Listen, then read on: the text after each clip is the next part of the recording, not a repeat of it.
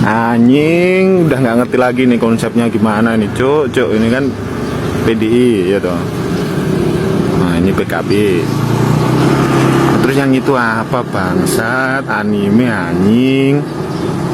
Fenomena berkibarnya bendera One Piece menjelang hari ulang tahun Republik Indonesia ke-80. Mereka menganggap ini bukan sekedar bendera bajak laut yang berlogo tengkorak.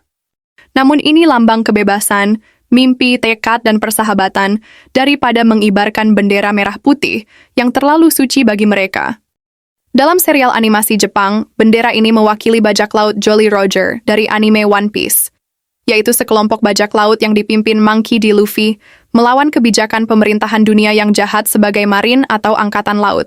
Motivasi mereka mengibarkan bendera One Piece adalah sebagai simbol protes dan kekecewaan terhadap kebijakan di negeri ini.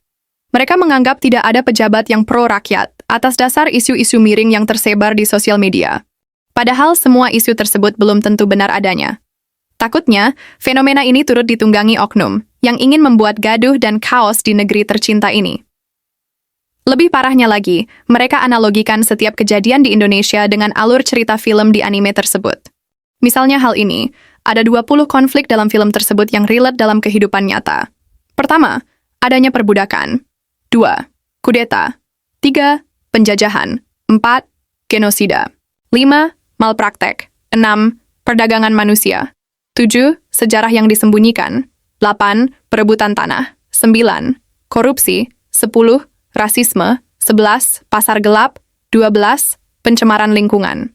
13. Pernikahan politik. 14. Kerja paksa. 15. Kanibalisme. 16. Konspirasi. 17. Penculikan. 18. Nepotisme. 19. Pandemi. Dan 20. Hoax. Itulah ke-20 dasar yang menjadi alasan bagi mereka untuk mengibarkan bendera One Piece. Yang menurut banyak pihak, sama sekali tidak sama dalam kehidupan nyata di Indonesia. Bukan sesuatu yang ilegal untuk mengibarkannya, namun lebih kepada adab dan etika.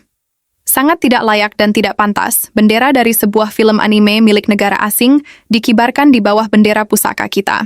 Di mana letak penghormatan kalian terhadap para pahlawan bangsa yang mempertaruhkan nyawa demi kemerdekaan Indonesia. Sedangkan kalian yang memasang bendera One Piece, apa yang sudah kalian berikan terhadap negara ini? Jangan pernah gantikan bendera pusaka dengan bendera anime. Silahkan pasang bendera kesukaan kalian, asal jangan di rumah atau tempat tinggal. Hal itu akan memicu konflik yang luas. Pasang saja di kendaraan pribadi. Memang betul fenomena ini bukan bentuk makar atau anti-NKRI, tapi nasionalisme dalam bentuk yang lebih kritis. Warga masih mencintai tanah air, namun kecewa dengan pemerintah atau sistemnya. Terutama sopir truk menggunakan bendera One Piece sebagai simbol perlawanan. Khususnya kebijakan odol atau over-dimension overload, yang dianggap cukup menyulitkan. Kita simak suara hati mereka. Mohon maaf, Jenderal.